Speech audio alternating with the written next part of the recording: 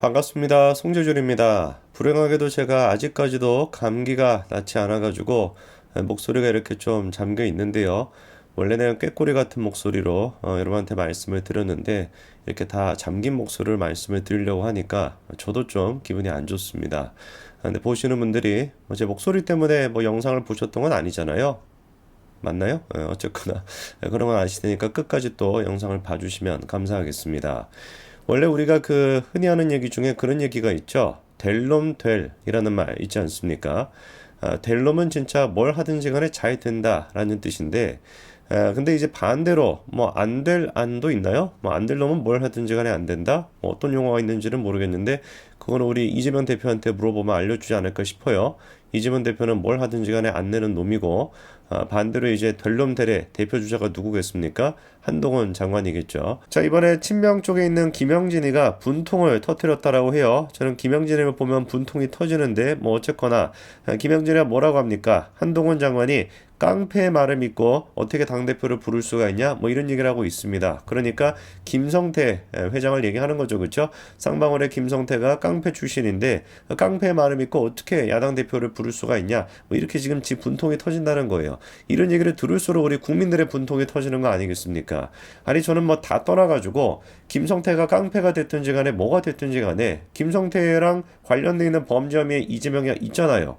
당연히 그러면 어떻게 해야 되겠습니까? 김성태가 깡패고 자시고 그거 상관없이 김성태의 말에 신빙성이 있다라고 한다면 그리고 또 그 말에 기초해가지고 우리가 조사를 하고 수사를 하는 거 당연한 것이죠. 깡패라고 하면 말을 못 듣고 그런 게 어디 있겠습니까? 그렇게 따지면 우리가 이재명의 말을 어떻게 믿을 수가 있겠어요? 김성태나 이재명이나 제가 보기에 똑같은 깡패인데 그리고 또 웃긴 게 불과 얼마 전까지만 하더라도 분명히 민주당 쪽에서 김성태에 대해서 뭐라고 빡빡 우겼습니까? 깡패가 아니다. 그렇게 우겼잖아요. 그게 바로 김남국이 아니었습니까? 약간 뭔가 김성태가 이재명을 위해서 증언해 줄 수 있다라는 그런 생각이 있을 때만 하더라도 깡패라고 부르지 마라. 법무부 장관을 상대로 그렇게 이제 하다가 이제는 또 김성태가 이재명한테 불리한 얘기 하고 있으니까 저렇게 또 말을 싹 바꾼 거죠. 자, 그런데 저 얘기를 듣고 한동훈 장관이 다음 같은 반응을 보였습니다. 상식적으로 정치인이랑 깡패랑 엮인 중대범죄 혐의 수사하면 깡패도 잘 조사해야죠.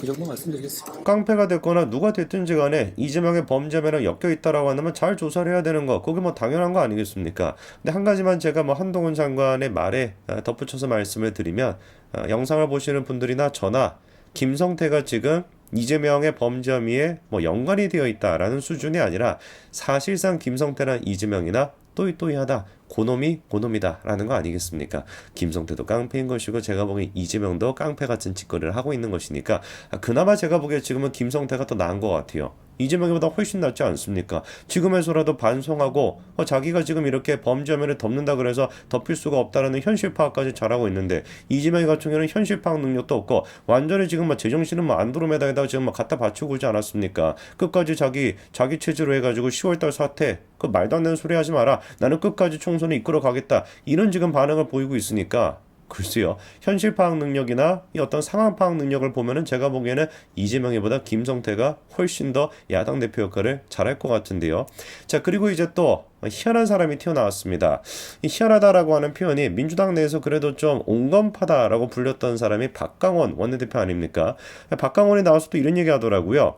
회기 중에 이재명 영장 청구를 하겠다라는 건 검찰의 꽃놀이패 의도가 있는 것이다 라고 얘기하면서 체포동의안이 부결되면 방탄이라고 민주당을 공격하고 가결되면 민주당이 분열되다는 정책 타격을 주려는 그야말로 바둑에서 말하는 꽃놀이패를 만들려는 의도임을 국민들은 이미 알고 있다 이렇게 얘기하고 있습니다. 아니 세상 천지에 무슨 뭐 구속영장을 청구하든지 이런 것들에 대해 가지고 범죄 혐의가 있는 사람이 내 구속영장을 언제 청구하세요? 라고 통보하는 경우가 어디 있겠습니까?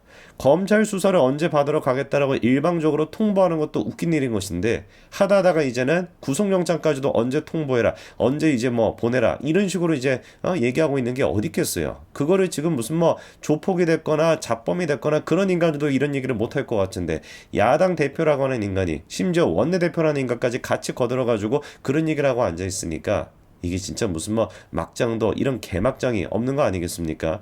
꽃놀이패까지도 운운하면서 저렇게 한동훈 장관을 비판하니까 저 얘기를 듣고 가만히 있을 수 없겠죠. 한동훈 장관이 다음과 같이 맞받아쳤습니다. 꽃놀이패라는 말을 제가 들었는데 민주당에게는 이재명 의원의 범죄 혐의 수사가 패만 잘 뜨면 이길 수 있는 화투 게임 같은 거일지는 모르겠습니다만 자, 그러니까 한동훈 장관이 뭐라고 맞받아쳤습니까? 민주당은 지금 이거를 하나의 게임처럼 보고 있다는 거예요. 도박판처럼 보고 있다는 겁니다. 사법 질서 속에서 범죄 혐의가 있는 사람이 처벌을 받고 수사를 해야 된다라는 관점으로 보는 것이 아니라 일종의 화투판처럼 패만 잘 떠지게 되면은 우리가 이길 수 있다라는 식으로 생각하고 있다라고 비판하고 있지 않습니까? 근데 이제 아까 전에 박가곤이가 했던 얘기가 뭐였어요? 꽃놀이패라고 하는 말을 썼는데 꽃놀이패라고 하는 얘기가 바둑 용어입니다. 아까 얘기가 나왔던 것처럼. 그러니까 이렇게 두면은 또 뭔가 문제가 생길 수 있고 저렇게 두면 또 문제가 생길 수도 있다 보니까 이러지도 저러지도 못하는 상황. 그걸 이제 우리가 꽃놀이패라고 바둑 용어로 얘기하는데 한동훈 장관은 그거를 지금 받아가지고 화투를 치고 있다라는 식으로 표현했단 말이에요. 약간 그러니까 우리가 혹시 한동훈 장관이 꽃놀이패라고 하는 말을 패라고 하는 말이 들어가 있다 보니까 흔히 이제 이거를 화투 용어다라고 착각하는 경우도 많다 보니까 그렇게 있나라고 생각이 들죠. 그리고 또 그거를 민주당이 말꼬리 잡고 다음과 같이 비판했습니다. 꽃놀이패가 화투가 아니라 바둑의 정석이다. 말도 똑바로 알고 써라. 뭐 이런 얘기죠. 그렇죠? 양자택일 중 뭘 선택해도 상대에게 불리할 수밖에 없는 거를 얘기하는 게 꽃놀이패다. 한동훈 장관이 자주 발끈하는데 발끈한 때는 얘기를 좀 잘 듣고 정확히 이해한 다음에 해주는 게 좋겠다. 국무위원은 생각을 좀 하고 얘기해야 된다. 이렇게 또 까불어 댔습니다. 마치 그러니까 한동훈 장관이 말실수를 한 것처럼 그거를 가지고 또 꼬투리를 잡은 것인데 그럴 리가 없겠죠. 한동훈 장관이 그 얘기를 알고 있었다라고 하는 보도가 또 나왔습니다. 근데 그걸 알고 있었다는 건 어떻게 하는지를 보니까 아까 전에 그 인터뷰를 한 직후에 법무부 관계자들한테 뭐라고 얘기했다는 거예요. 꽃놀이패가 바둑에 나오는 용어가 맞지만 민주당의 행태를 비유하기에는 바둑이 너무 고급스럽고 화투패가 적당하다라고까지 주변 사람들한테 얘기했다는 겁니다. 정확하게 그러니까 한동훈 장관이 꽃놀이패라고 하는 용어를 알고 있었는데 그거를 가지고 뭐 화투 용어다라고 뭐 실수한 거 아니냐 이렇게 뭐 야당 제1야당이라고 하는 곳에서 그거를 말꼬리 잡고 있는 것도 유치한 일이죠. 그렇죠? 근데 또 개딸들은 그렇게 얘기할 수도 있습니다. 야 저게 알고서 저랬을 리가 있냐? 그냥 뭐 논란이 좀 커지고 자기가 실수했다라는 걸 덮기 위해 가지고 그래가지고 그냥 아무 얘기나 뭐 덧붙인 거 아니냐라고 할 수 있는데 그게 또 불가능해요. 왜? 한동훈 장관이 알고 봤더니만 바둑을 죽여서 5급 정도의 실력을 갖추고 있다는 겁니다. 저는 이것도 처음 알았어요. 저는 솔직히 한동훈 장관의 개인적인 어떤 취미 뭐 이런 것들에 관심이 없죠. 제가 뭐 못하러 관심을 갖겠습니까? 그냥 뭐 공부 열심히 하셔가지고 엘리트구나 라고만 생각하고 있지 무슨 뭐 취미가 있는지는 몰랐는데 이번에 보니까 바둑까지도 잘하셔가지고 5급 정도의 실력을 갖추고 있다는 거예요. 대단하지 않습니까? 제 주변에 바둑을 즐기는 한동훈 장관 정도 나이가 된 분들 중에서도 바둑을 즐기는 분들은 정말 찾기 어렵거든요. 근데 공부하는 것도 시간이 없으셨을 텐데 바둑도 그렇게 뭐 열심히 두셔가지고 5급 정도의 실력이 있고 이것뿐만이 아닌 거 다 알고 계시죠, 그렇죠? 한동훈 장관이 서울대학교 다녔을 때 오케스트라 활동을 했던 것 같아요. 그때는 또 뭐였습니까? 플룻을 했습니다. 소름 끼치게도 저도 어렸을 때 플룻을 배웠었거든요.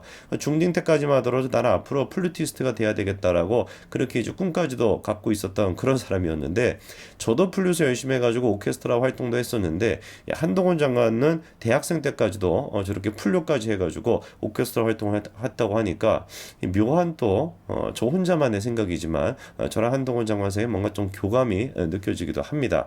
그리고 이제 한동훈 장관의 음악 사랑은 예전부터 많이 나왔었죠, 그렇죠? 과거 이제 사진이 공개가 됐었는데 법무부 장관과는 좀 거리가 있는 옷차림인데 알고 봤더니만 저렇게 락 음악에도 관심이 많아가지고 기타 연주도 많이 하셨다라는 게 공개가 됐었고요.